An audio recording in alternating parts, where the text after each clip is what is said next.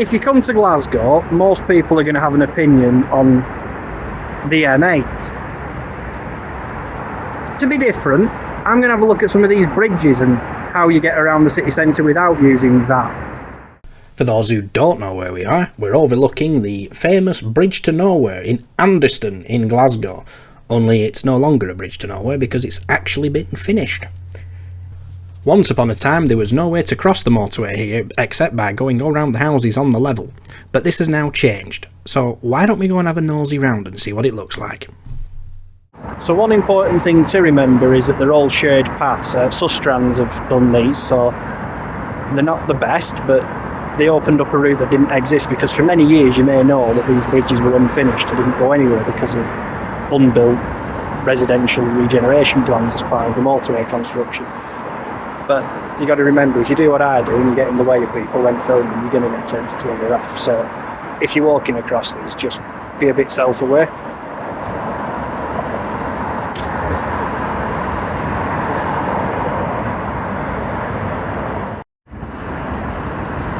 So here you've got the situation where there's an at-grade crossing which was built later and an original footbridge which takes you over this slip road off the M8. Obviously the at-grade route's more direct, which is why it's been provided, because I suspect people will just crossed here anyway. I would go as far as saying this bridge, its days are probably numbered once it ages out. I can't see it ever being replaced, but I can see it being removed and that crossing improved down there, because that makes more sense.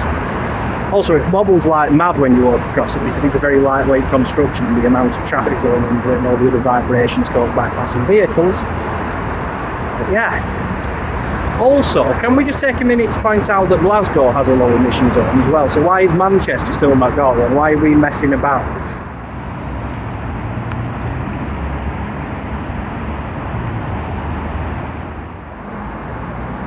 You may remember a while ago I stood under the M4 at Brentford when I went and looked at the Chiswick flyover.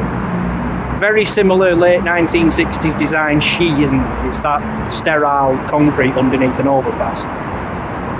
But I've got to be honest, this is a lot less hostile than I thought it was going to be. I managed to cross over major roads with relative ease. Yeah, okay, the bridges are a bit indirect, but the crossings here, the M8 is less of a barrier than people make it out to be. Now, yeah, I know people are going to start in the comments going, yeah, but urban motorways are bad, we should get rid of them. And maybe so. Yeah, you've probably got a point. I mean, you wouldn't start from today. You wouldn't design this now.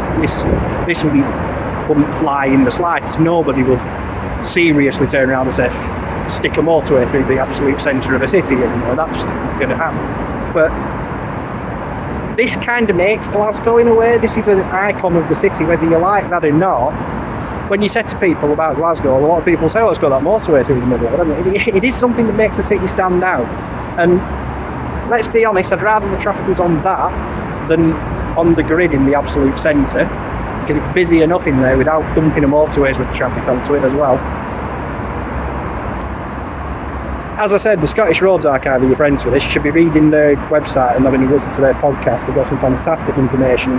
You can find out that things might have been a heck of a lot worse than they are now.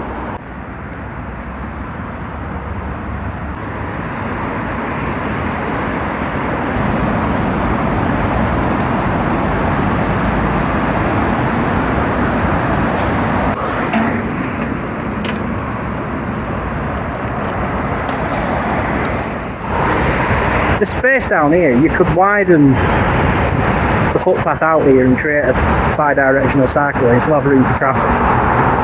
So it's just a case of somebody sitting down and thinking about these things. What the options be? You can design decent cycle infrastructure with this motorway in place and it'll still work. You just need engineers that have the imagination to do it. So this slip road here, despite the level of it staying exactly the same, that meets the main city centre grid on the same sort of level, so I've got to climb up that hill now to get back to where I need to be. Obviously, Anderston's been redeveloped twice since the 1960s. It got a big makeover in the 90s, and these 39 steps will be part of that, I imagine, so I'm going to go and climb them now. It definitely still feels like central Glasgow's running fixed time signals everywhere, because there doesn't seem to be any logic to the signalling. It just ticks through and you wait. Now, Chris Marshall of roads.org.uk will tell you why these signs, in his opinion, are absolutely terrible. The chaps at the Scottish Roads Archive will tell you why, in their opinion, they're not terrible. I'm not going to wade into this one. I have my opinions, but I'm not going to give them. I'd like to see what you think in the comments. Have you got any experience of driving through Glasgow, and do you understand how the motorway signs work? Let me know.